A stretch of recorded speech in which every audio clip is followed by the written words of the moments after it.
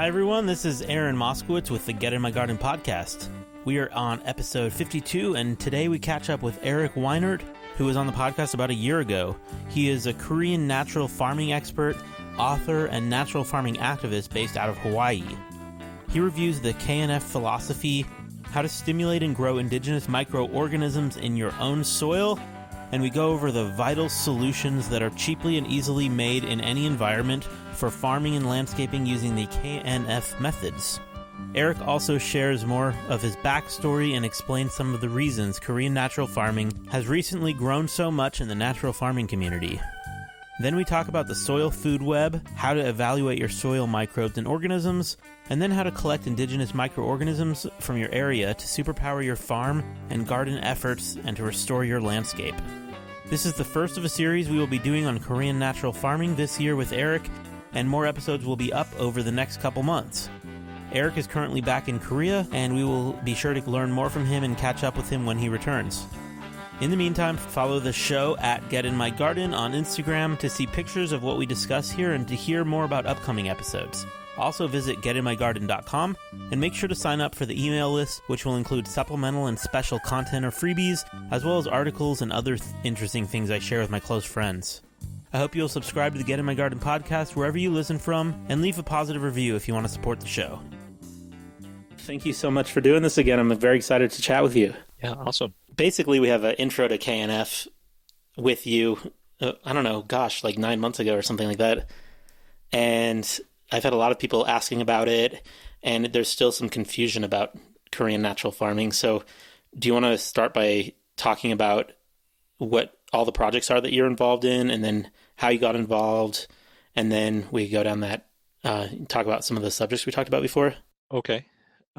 So right now I'm involved with a project that's called Pure KNF, and we're putting together the curriculum and building out a certification system that is kind of standardizes natural farming in certain ways to ensure quality assurance in certain points. And so I've been working a lot doing education, making videos, in various writing projects as well. Other than that, I'm also involved in the Hawaii Farmers Union United, and we're working across the state as a group to promote family agriculture and regenerative agriculture, regenerative family farming, basically. And KNF, Korean natural farming, and the techniques that we've been developing here in Hawaii over the past decade are fit that really well, in terms of it enables farmers to regenerate their land with very minimal impact on the ecosystem. And so, all the supplies and solutions you're going to use to build fertility are generated on your land, or made with, importing simple things like sugar and vinegar, things that don't require huge industry like chemical fertilizer perhaps would. Right. So it's a much smaller footprint, I guess, is what it's they call it. It's a lower footprint and cost and just amazing results, right? Yeah, absolutely. Amazing results, especially once you get through the learning curve, which there is a bit more of learning, because there is a lot of precision in making these solutions yourself. And also, the other thing I'm doing is working with folks to help them to make high quality solutions and then make those available to others who don't necessarily have the time investment to make these things either. That's awesome. So the idea is the solutions are your indigenous microbes. So that's something that could be shared within your local area. Is that right? Right. And indigenous microbes are what makes natural farming, specifically Korean natural farming, kind of unique, that we go and get your indigenous microbes, which are well adapted to your area, and then go through a series of feeding them biostimulants to grow them to large proportions and to really tune them in to be effective in your soil conditions. So it's like effective microbes, but you're using the indigenous ones tuned to your area. Perfect. Sounds awesome. And I think there's, when I read about it, there's always talk of the solutions.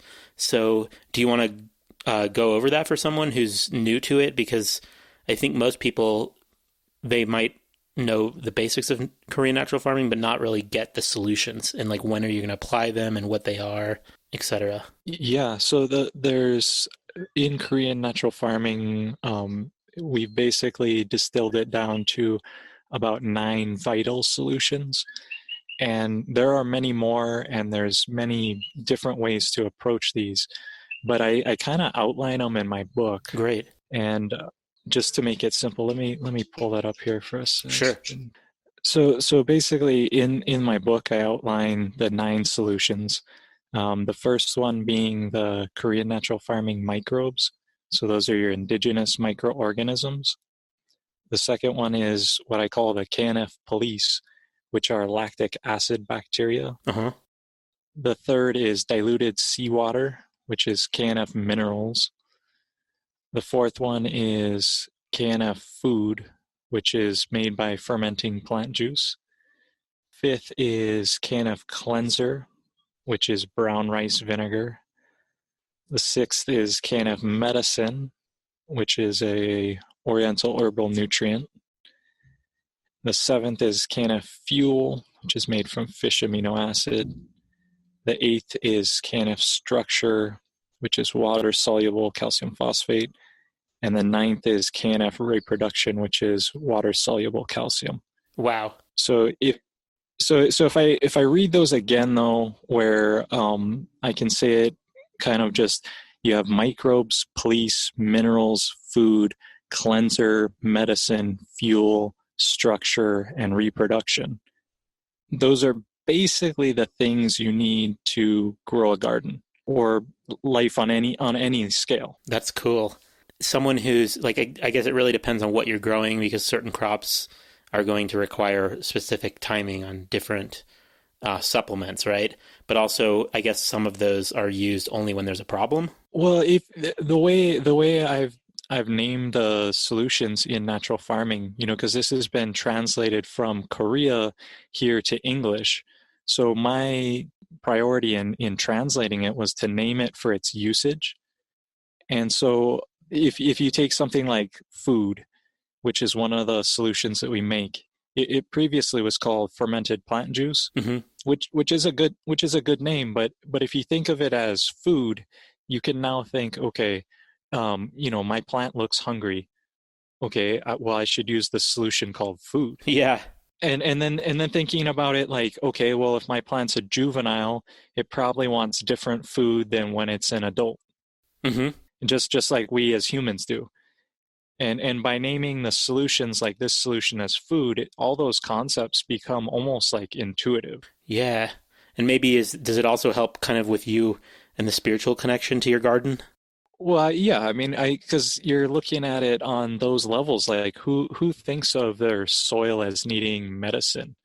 The same way we take like herbal supplements to keep our bodies in top shape, like thinking of the land as this living organism mm-hmm. that needs food. Like often people don't think of their dirt as needing to eat food or needing cleanser or needing fuel. They just think of the soil as like whatever, however they conceive it. Yeah, totally. That's great. Well, how did you first get involved with it? Because online, I think your presence is one of the biggest now, besides in Korea. Yeah, well, I've been involved in natural farming since 2007.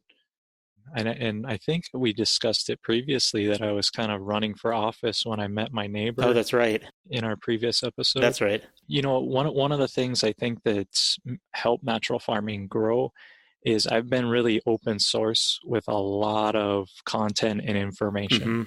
Mm-hmm. And I've also been able to utilize and tap into just our online resources. My YouTube has like 800 videos or something. Amazing. And a lot of them, at one point I was doing a thing called Farm Life, where I would just film like 10, 15-second clips on my phone of the day. And so it'd just be this like non-edited, stitched together movie of like, Korean natural farming in Hawaii in action. So cool. That sounds really awesome. My part of the mission for my podcast is to like open people's eyes up to the opportunities to like restore their own backyards. And Korean natural farming, it's about balance and natural health, which is, at least in the human body, it's like bigger than ever, right? So I mean, there's always been movements for people to figure out ways to make their body more healthy, and it's a good parallel to make with Korean natural farming. How close are we, do you think, to the world accepting that that's the way we need to go with even like just ornamental landscaping? Well, the trend I see lately is a trend towards biological, whether it's large scale happening with the big agricultural research companies, or on the local scale of like YouTube and folks sharing just permaculture techniques and do it yourself hacks of things that are just all around us. Previously we may have thought we needed to buy a product, and now we're realizing that nature didn't need to buy things. It's just piling things up in the right place. Or in my case, I've been sharing Korean natural farming, which is just a sophisticated way of utilizing sugar to make plant extracts and different fermentation techniques, which is essentially what's occurring in nature. And that then feeds the ground, feeds the soil as a whole system. And then the water that runs off your land is actually, restores the streams and restores the ocean as it enters. So it's not full of pollutants. And I find that that's very attractive to everyone. Like even your ornamental landscaping, you don't want to be putting a product on there that's going to cause the streams to become sick and the animals around, wild animals, to clean water to drink. No kidding. So so I see in landscaping, I mean, it's a huge thing, and you're not, for landscapers, it's great because they don't have to buy a bunch of new machinery. They all have sprayers already, and it's just by putting these biological biostimulants in there, strengthening nature, and then dealing with pest issues with a real sensible thinking about the living soil and thinking about the runoff approach. Yes. Well, and as far as the microbes go, I know that you have a strong knowledge of the soil food web, and that's a big component of it. Do you know the specific microbes do you look under the microscope? And I'm sorry if this is a repeat. Some of these questions might be from last time too, but well, I'm happy to dive further into these questions and go into that. When you're looking at the microbes, what you end up seeing is there's a few species that you'll see. Like, when people open an IMO box and they're looking at it and they see that nice white cotton candy thing, and that's kind of what everyone's aiming for. Those we know fairly well. Those are, I think, and I don't have the names exactly in front of me, but there's essentially 3 species that we find, and I think one of them is Bacillus subtilis, and there's 2 other species that you find, but those aren't necessarily the microbes we're after. We're not just trying to propagate more of those. What those are what we call like our neutral microbes. They hang out, they're good, but they're not really in charge. It's the smaller, like 20% of microbes that are there, which is this diverse colony of soil microorganisms that's so complex that only now, right today, are they doing like DNA analysis of this soil micro food web, because it changes moment by moment, and this species interacts with that species in one of the most complex systems you can find. But when that system, that subsystem that's so complex is functioning well, those 3 species appear on top in vast quantities. Wow, that's a great explanation. They're sort of like telltales of this larger micro mystery. Yeah. And how much, so they're just studying them. It changes from day to day.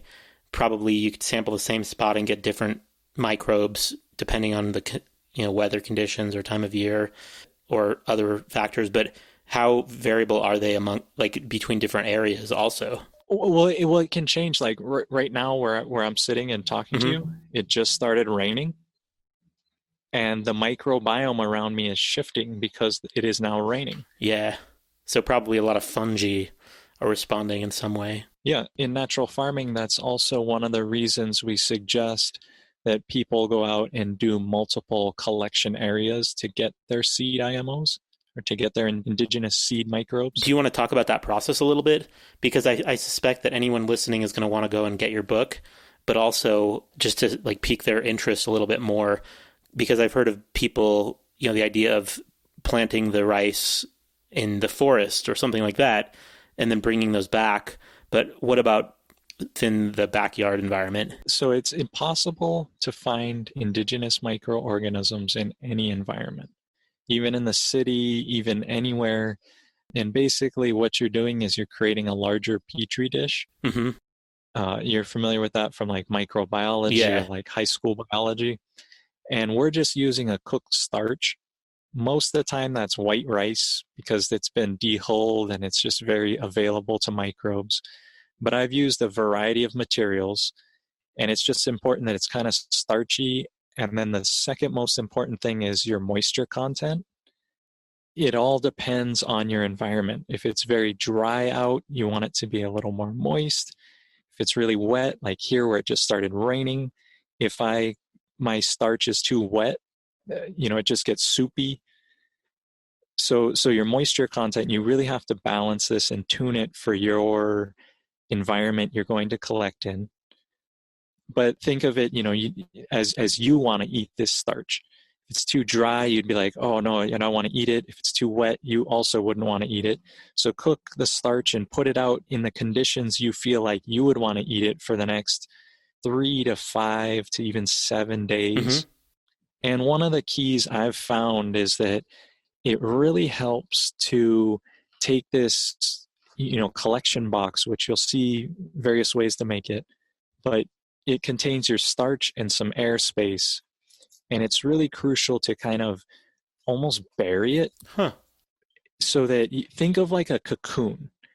And not that you want to put a whole lot of soil on top of it in terms of burying it, but that you want to dig down into your leaf litter or, some organic matter that you're finding. And then you want to kind of cocoon this box in there. And you're talking about multiple locations around your yard or your farm, right? Well, if you had a yard, I would do one collection in a yard. Then I would go to a nearby park or forest where there's, where chemicals haven't been sprayed, hopefully, and there's a little more organic matter accumulation. Okay. And I would collect from there as well. And that's still in your same climate region. Mm-hmm. You don't have to drive hundreds of miles to do this. Think, 20-minute drive at the most. Gotcha. And collect, from a really rich environment. And then as your soil gets richer, start collecting more and more. And you're really trying to get diversity as well as, some microbes that have some ancient wisdom from the forest. That's awesome. I just think it's such a cool experience too. I mean, to be so involved in that way. But you put them into your yard, and I mean, even if somebody's not gardening, if they're just leaving their backyard to grow wild and they want to just restore the soil and maybe just have native grasses capturing carbon or something like that, this is going to help that process, right? Absolutely. One thing I think we must realize is that pollutants are pretty much omnipresent. They're now raining down on us. They're now in our upper atmosphere. And so even though you have just, like a vacant lot or even you're like a preserve, mm-hmm. but that land that's just sitting sort of fallow, like a nature reserve type of thing, it benefits by taking the biology that's there, going through this process to amplify it, putting it back out via liquid sprays, and then also turning some of those plants that are growing there into biostimulants and feeding them. And it just makes that ecosystem that much more resilient. That's awesome. And so what kind of a dilution do you do, just to give people kind of an idea? Well, to those microbes that I'm talking about that you collect from this starch, you would mix those with sugar, and then into a 5-gallon bucket, I'm roughly taking something that would fill my hand. So maybe like a half cup to a cup. And I swirl that around and then strain out the starch or whatever I use. Usually there's rice residue. But that'll make my water a little, brown because of the sugar. And then I'm also adding other biostimulants, typically at a 1 to 500 to 1 to 1,000 dilution, which means roughly that's 4 or 8 milliliters per gallon, which is, shot glass is about 40 mils. So it's about a shot glass per 5-gallon bucket. Gotcha. That's cool. And as far as the biostimulants, can you explain that a little bit more? Well, so these biostimulants are listed here under food, cleanser, medicine, fuel, structure, and reproduction. And the first one being food is pretty straightforward. You're taking a plant and you're using sugar and osmotic pressure to draw out juice. You're then letting the microorganisms that were on that plant surface ferment the liquid and make it bioavailable or digestible. And then you're storing that very vital liquid with sugar to preserve it. Wow. And then that is now used, and that's like the blood of the plant. Amazing. And then so what plants can we do that for? Well, that's the thing, is this can be done for any plant. Okay. So go look in a book and find the medicinal qualities of all these plants around you, and then ferment those. Follow this process. That's awesome.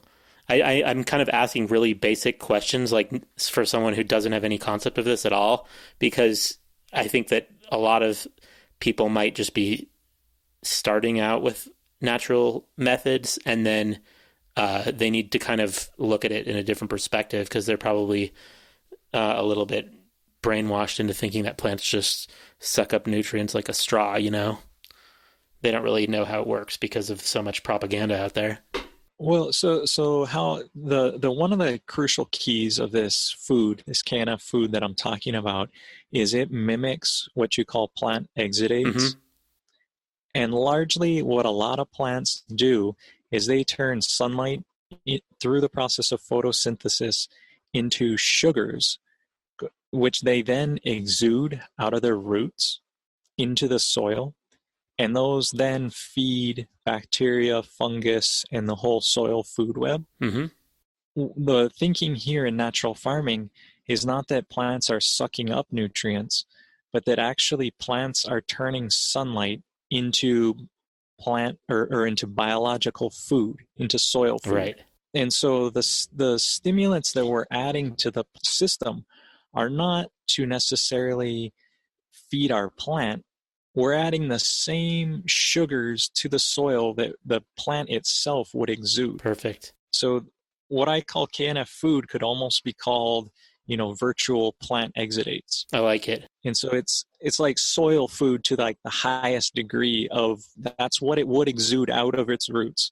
So that's exactly what we're putting to stimulate the system. That's so cool. It's a good explanation. I think that's a necessary explanation too, because people are used to, like I said, just going to the nursery or, whatever, and getting some chemical and pouring it on their plant, So we're trying to change the paradigm. Yeah. So the Knf food can also be absorbed through the leaf surface and can feed your plant directly, but it's a holistic food in terms of it's not only plant food, it's also soil food. So cool. And I've seen some videos of you and others spraying. So I guess maybe some of them were the stimulants, but also some might have been pest control, right? What are the things that you're spraying on top? So what I use my sprayer for, and it's crucial in natural farming that you need a sprayer that matches your job to make it easy. because lots of these things are liquid amendments that are put out. And in the beginning, to kickstart the system, these biostimulants are actually, you see the most benefit in weekly application. And so what I'm doing is I'm mixing up for my area, I'm mixing up 30-gallon trash cans that I fill maybe about 15, 20 gallons full. And then I mix all of these biostimulants in kind of according to growth cycles of what's happening. And I wrote an app on my phone to make it easy for dilutions. And that's available on, the Android store and the iTunes store. Awesome. Tell us what it's called again. It's Knf Solutions Calculator. Perfect. And I use the app all the time to help me, because I go out there and I mix different tanks of different sizes, and I just use my app to like pull up, and it tells me how many milliliters of each, which is really easy because on the mason jars they have those measurements built in. Mm-hmm.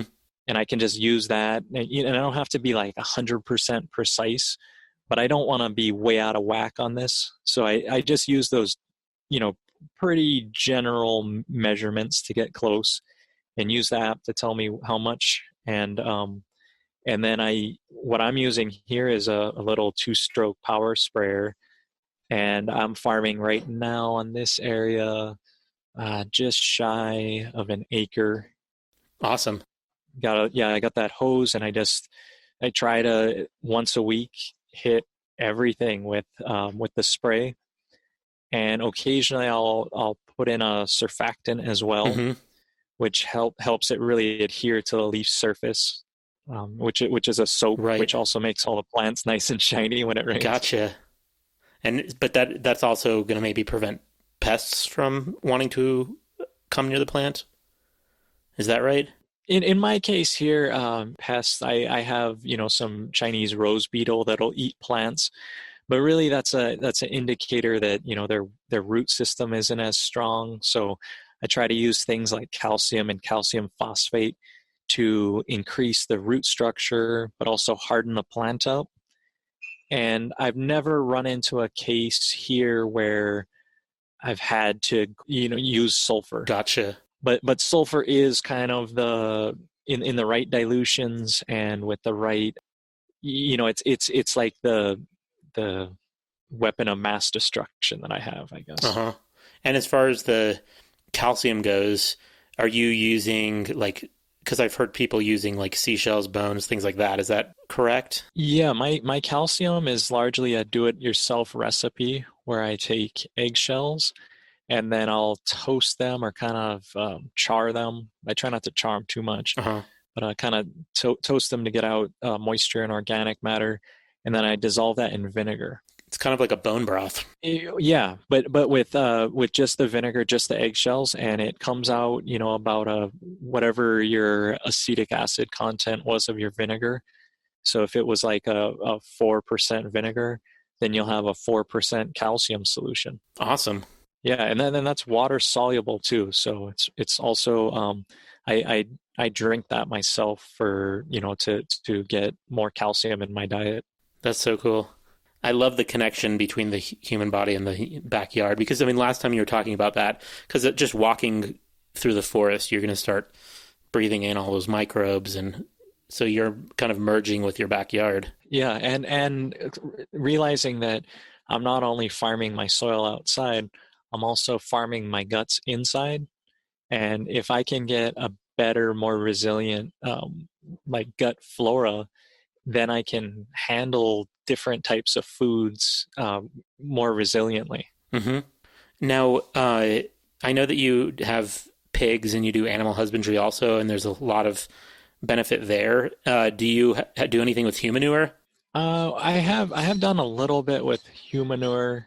It's something I still need to develop. It's I want to really make sure with that I'm able to get rid of pathogens in the right way. And with the pig system, I raise right now. I have 3 pigs, and they're each in a 12 by 14 foot cage. a cage. I call it a cage. No, a pen. Yeah. It's luxury. Um, and they're on an inoculated deep litter system. Uh-huh. So the bottom 2 feet are logs, and then the top 2 feet are a mixture of soil, wood chips, and charcoal. And into that, I put these indigenous microorganisms and biostimulants, and it comes to life. And basically, the pig is able to, some people think the pig's about 800 pounds. I don't know. She's huge. I've never weighed her. I Wow. can't lift her. That's for sure. But she's in there, and she makes a fair amount of waste each day, and it is completely digested on the floor in this system. That is so cool. And I had a pig the other day where I had it. I had the pathway open so that he could get across to get some loving, and the pathway is wood, and he started to take deuces on the wood. Uh-huh. And within 2-3 days, you could smell it from 10-15 feet away. You could smell this foul pig odor. Wow. And it was just on the wood. It is because he wasn't on that inoculated deep litter living indigenous microorganism system. That's so cool. I mean, I do think that there are so many different positive businesses that could exist that don't exist right now. Sounds like what you've developed for your pigs could be used for human composting toilets too, in a positive way. Possibly. It's about surface area, and then the pigs kind of also turn it. I've been tempted sometimes to use it while I was up there, but I've never gone in my pig's pen. But I bet you it'd work. It sounds like it. The pigs would probably actually eat it, but oh my god. yes, this I guess they're called pigs for a reason. Yeah. Yeah. Gotcha. Well, so let's see. I think that's a lot of good information about solutions. I think it kind of opens people's eyes up to what they are and how they're used. We didn't cover everything, but I think that's great. At least their interest is piqued and they can read more about it. Is there anything else you'd want to add to that subject matter? Well, I just think with the solutions, like I said, one of my goals is to really name them so that we can use them well, and that to make natural farming almost intuitive. Because I say there's a learning curve, but there really shouldn't be that much learning curve in the use of this stuff. And if I understand like something like vinegar is a cleanser, and I have things like bacterial wilt or like powdery mildew, and I need that cleaned off, then I'd up my vinegar. Mm-hmm. Versus if I call it vinegar and I say, well, what do I do for powdery mildew? And it's like vinegar. Well, then I start to think of vinegar as like, acetic acid, or I go into this chemical realm. Yes. Versus just thinking like, oh, I need a cleaner. Okay, I'm going to put some of this on there. So that's what I'm trying to do with natural farming, guide us in a way where it's like becomes intuitive. So all of us can get these biological solutions in and make it easy for us. Yeah, I have a book on it and an app for the phone to use it, and I think those resources really help. That's awesome. Bringing it all together. Yeah, I think that's critical. The idea that the way that people's minds have been programmed over years of like consumerism and not natural farming is that you just have a problem, you buy a product, you spray it, fix it, and move on. So now you're changing the way that people view it by changing the nomenclature a little bit. Well, yeah, making it easier because they already know how to know how to use a cleanser, you know how to use medicine, you know how to use food, right? Totally. You know how to use fuel. That's awesome. So cool. Well, so in terms of ways to get in touch with what I'm doing, I have pureknf.com, and on there is listed. Actually, I have some trainings coming up this November 2019, and then January and February 2020. I have some on-farm week-long training sessions where you can learn all these 8 recipes. I also have a teacher training option with those courses. And then also on the Pure KNF website, you'll find my book that I've written. It's a recipe book, and you can download the ebook edition. And then there's also a link there to the app for any phone. So all that's on pureknf.com. Then also, if you're interested in joining the KNF community online, there's the Korean Natural Farming group on Facebook. It's a lively group with tons of people in there. My YouTube is quite extensive, and I made it pretty easy to reach. You just go to knfvideo.com. That's knfvideo.com. And then the other project, just to juggle one more thing that I love doing this, because I think like you, I really want to get these microbes out in this consciousness, because I see it as a way for us to have hope, like ecologically, and also in our food supply, eating healthy. So I've created the Microbial Secret Society podcast. I saw that. That's so awesome. Yeah, so that's exploring more of it's right now the format is myself and David, and we're talking 2 hours just on microbes and Korean natural farming and social issues and how all these secret societies come together. So yeah, I've been going full steam towards sharing this. And locally, you can find me at the Farmers Union. I'm the East Hawaii president, and we'll be doing more monthly meetings and farm visits. So all that's cool. Going, man. Yeah. Congratulations. Thanks for listening. I hope the Get In My Garden podcast has inspired you to continue your learning, to continue your hobbies and projects and businesses related to natural farming, hydro and aquaponics, bees and pollinator insects, fungi and mycology, soil and the soil food web, microbes, plants, and however you are involved in entertaining yourself in a way that benefits the earth and our future. And again, follow the show at Get In My Garden on Instagram to see pictures of what we discuss here and to hear about upcoming episodes. Also visit getinmygarden.com and make sure to sign up for the email list, which will include special content and supplemental and special content or freebies from our guests, as well as articles or other interesting things I share with my friends. Next week, we will have another episode with Eric, followed by some great insightful information from a New Mexico State farming and pest management researcher, then an interview about high CBD cannabis growing and breeding. I hope you'll subscribe to the Get In My Garden podcast wherever you listen from, and leave a positive review if you want to support the show.